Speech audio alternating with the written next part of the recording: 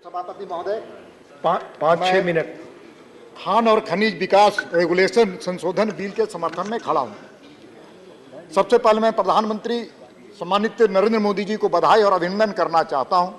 साथ साथ में खान और खनिज मंत्रालय और मंत्री जी को भी मैं अपनी ओर से दिल की गहराई से उनका अभिनंदन और बधाई देना चाहता हूं इस विधेयक को लाने के लिए। यह विधेयक की आत्मा में भारत की आत्मनिर्भर भारत बनाने का संकल्प है। यह विधेयक में समर्थ भारत, शक्तिशाली भारत बनाने का संकल्प है। ये विधेयक make in India, make for India और मेक फॉर ग्लोबल का उसकी आत्मा में निहित है ये विधेयक। और मैं कह सकता हूं कि ये दृष्टि, ये संकल्प और ये इरादा प्रधानमंत्री नरेंद्र मोदी जी का है, जो दूसरे प्रधानमंत्री से उनको अलग बनाने का काम किया है। इसलिए केवल भारत के ही नहीं बल्कि दुनिया के सर्वाधिक लोकप्रिय नेता के रूप में आज दुनिया उनको जानती है।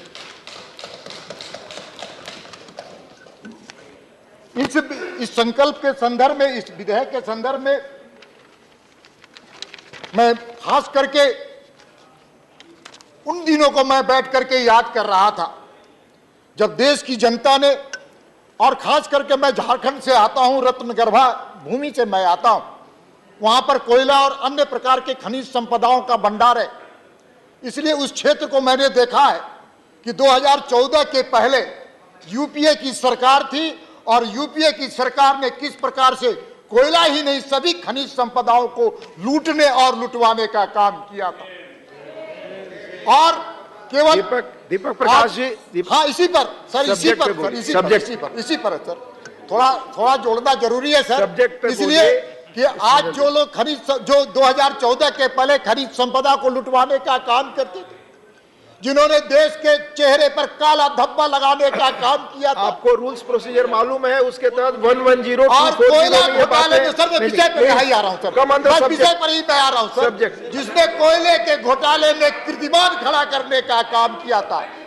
और मैं कह सकता हूं कि उनके समय में लुटवाने का भी काम किया और आज सीना चोरी करके देश के सामने अपना विकृत चेहरा भी दिखाने का काम रेयर मिनरल्स के बारे में भी है। Please come on the subject.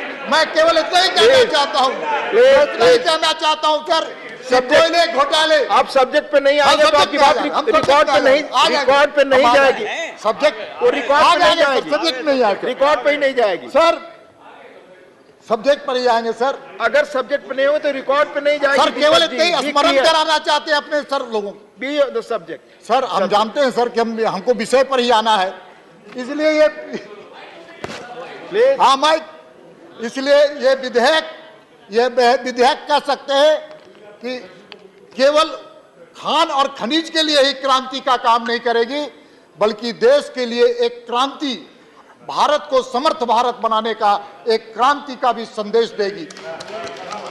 इसलिए 2014 की मैं चर्चा कर रहा था, लेकिन के पहले की चर्चा मैं कर रहा था, और लेकिन 2014 के बाद देश के यशस्वी प्रधानमंत्री नरेंद्र मोदी जी ने देश का जब बागडोर अपने हाथों में लेने का काम किया तो हम कह सकते हैं कि खान और खनिज संपदा देश के लिए और देशवासियों के लिए वो रखने का काम किया, देश का आर्थिक विकास बनाने का उन्होंने काम किया।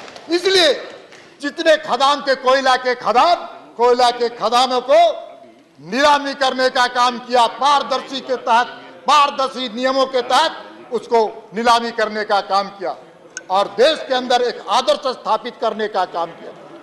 इसलिए जो विधेयक है, इस विधेयक के बारे में मैं इतना ही कहना चाहता हूं कि 2015 में जब देश के यशस्वी प्रधानमंत्री नरेंद्र मोदी बने तो उन्होंने खान एवं खनिज विकास विनियमन अधिनियम के तहत district minerals foundation trust DMFT के माध्यम से, जहां पर एक ऐसी राशि जो राज्य और जहां पर खनिज संपदा रहता है उसके आर्थिक और सामाजिक विकास के लिए प्रावधान करने का काम किया। और DMFT के माध्यम से, मैं उस क्षेत्र से आता हूं, मुझे मंत्री जी भी सामने बैठे हुए, मैं कह सकता हूं बहुत संकल्प के साथ कि प्रधानमंत्री जी के नेतृत्व में और माननीय मंत्री जी के नेतृत्व में डीएमएफटी के फंड से सोशल सेक्टर में जितने काम हुए वो आजादी के पहले कभी नहीं, आजादी के बाद कभी नहीं हुए थे। डीएमएफटी का पैसा समाज के लिए, सामाजिक सोशल एक्टर में रेगुलेशन लाने के लिए, लोगों की जरूरतमंद चीजों को पूरा करने का संकल्प नरेंद्र मोदी जी ने किया और हमारे मंत्री जी ने उसको जमीन पर उतारने का काम किया।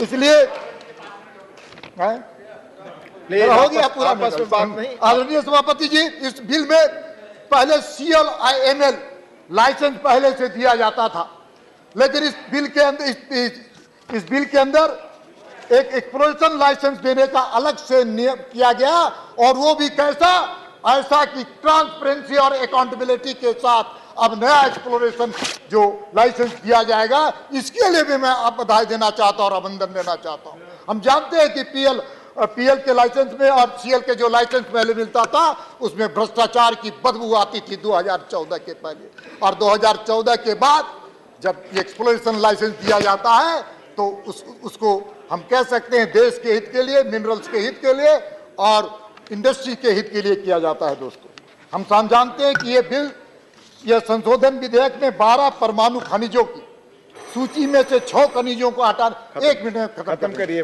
खनिजों का हटाने का प्रस्ताव है।